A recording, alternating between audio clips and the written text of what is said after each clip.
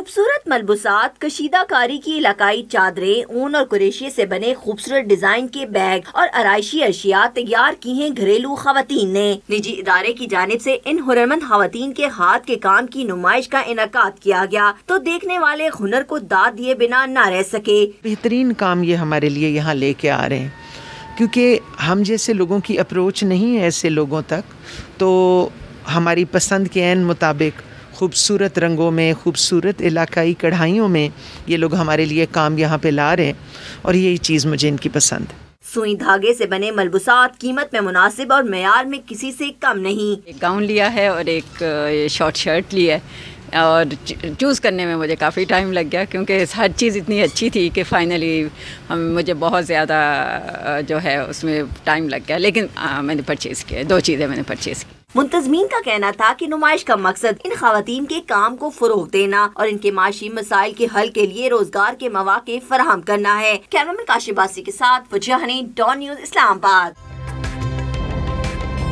ताज़ा तरीन वीडियोस के लिए हमारा YouTube चैनल सब्सक्राइब करके बेल आइकन प्रेस करिए ताकि आपको मिले हर अपडेट सबसे पहले।